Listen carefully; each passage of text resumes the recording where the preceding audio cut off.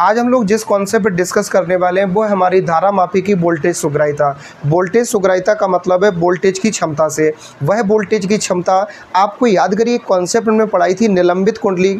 निलंबित कुंडली के संबंध में जब हमने आपको विभिन्न प्रकार की बातें बताई थी, जब किसी शक्तिशाली चुंबकीय क्षेत्र में आयताकार कुंडली रखी जाती है और उसके एक टर्मिनल से यानी T1 टर्मिनल से करंट फ्लो किया जाता है तो शक्तिशाली चुंबकीय क्षेत्र में रखी कुंडली घूमना प्रारंभ कर देती है। तो घूमते समय विभिन्न प्रकार की स्थितियाँ होती हैं, उसी के संबंध में वोल्टेज सुग्राहिता का मान क्या होगा। तो वोल्टेज सुग्राहिता को हम क्या बोल सकते हैं, सेंसिटिविटी ऑफ वोल्टेज। इंग्लिश में इसको बोलते हैं सेंसिटिविटी ऑफ वोल्टेज। अब सेंसिटिविटी से ले लो वर्ड एस और वोल्टेज का वर्ड ले लो वी, इसलिए धारा मापी की जो वोल्टेज सुग्राहिता होती है उसको हम प्रदर्शित करने के लिए जिस चिन्ह का इस्तेमाल करते हैं उसको हम एस वी बोलते हैं। वी को सफिक्स में बनाते हैं, यूवी वाली वी है, that is denoted to the letter of a potential difference.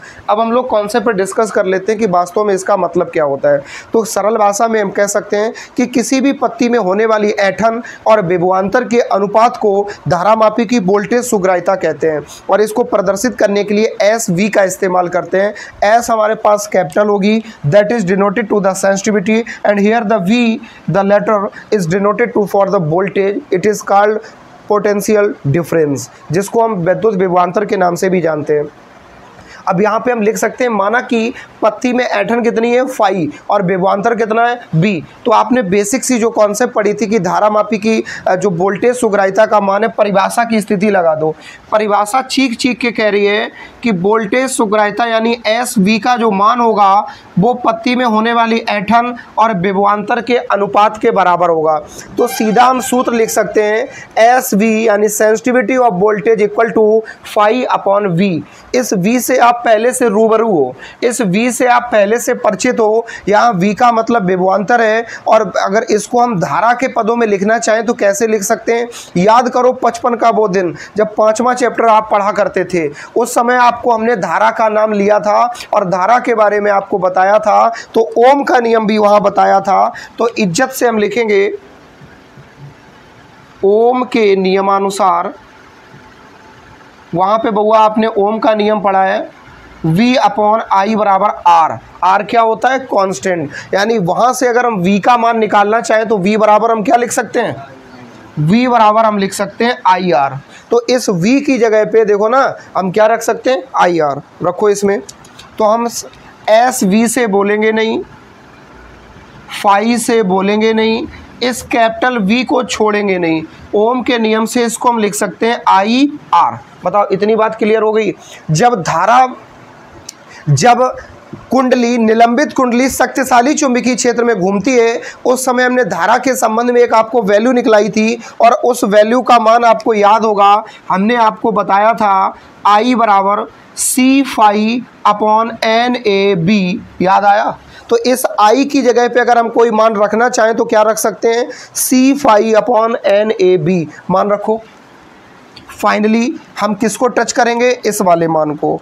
S V से बोलेंगे नहीं, एस वी किसको प्रदर्शित करता है, वोल्टेज सुग्राहिता को। फाई से बोलेंगे नहीं, ये ऐंठन को दिखा रहा है, हमें इसका मान नहीं पता है। इस आई को छोड़ेंगे नहीं, इस आई का मान हमें पता है, कितना लिख सकते हैं, निलंबित कुंडली के संबंध में आई का मान हम लिख सकते हैं C phi upon N A B. बताओ इतनी बात क्लियर हुई। इस आई का मान केवल कितना लिख सकते हैं, इस आई का मान है C phi upon N A B, यानी इस आई की जगह पे हम क्या लिख सकते हैं, C phi upon N A B.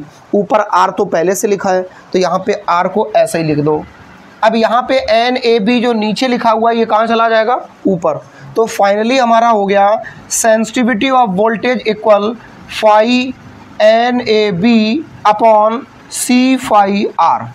इतनी बात क्लियर हो गई।